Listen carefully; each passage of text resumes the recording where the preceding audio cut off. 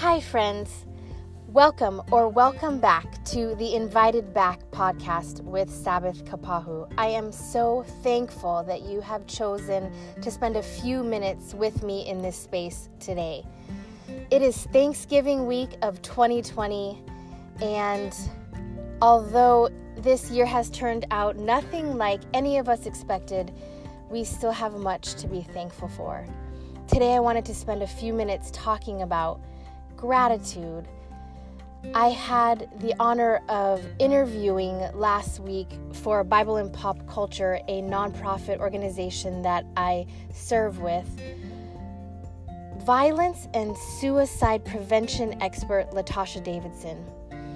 She's been serving in the military in the Department of Defense for the past 18 years.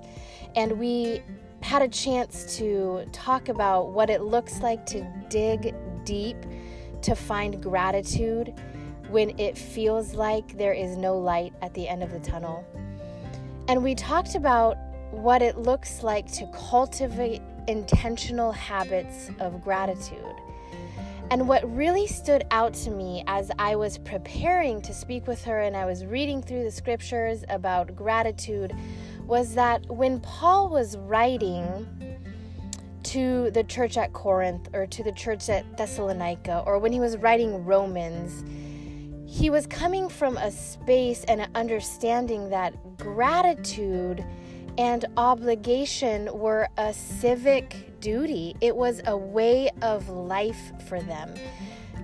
Gratitude was a part of patronage. It was a part of the way that people built their relationships. Gratitude initiated and it sustained and it solidified relationships all across communities. And it really touched me to think about it in that way, that gratitude was an action and it was intentional and it was a way of life. So as I reflected on those words of Paul to the church, to give thanks always, and I thought about what Latasha was saying in regards to her work with violence and suicide prevention and what it means to be intentional about living in a community so that if we find ourselves in a really dark space where we cannot pull ourselves out, hopefully the people that we've decided to share life with and we've intentionally cultivated relationships with will be able to see the signs and will move and ask direct questions accordingly so that we never feel like we're alone. Gratitude is so much more than just something that we celebrate for a day of the year. Gratitude and thanksgiving is a way of life. And my encouragement to us this week, especially as we talk about giving thanks with our families, and we talk about giving thanks within the communities, and we talk about how to give thanks from a distance, and when it feels like we might be alone and it feels like we don't get to celebrate the way that we always have or the way that we wanted to, how can we be intentional about cultivating habits of gratitude within our relationships so that when times get hard or dark or unexpected things happen, we can still turn to the things that we know are true about our lives and about who God has called us to be and about the people that we get to share life with, and find gratitude in those spaces.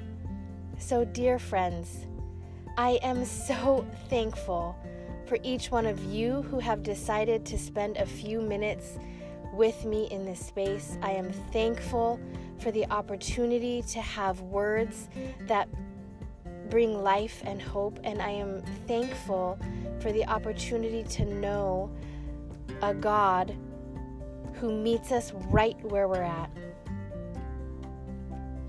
So this Thanksgiving 2020, May it be a catalyst for a daily routine, for a lifestyle of gratitude and thanksgiving within our homes and within our hearts, and one that will carry us through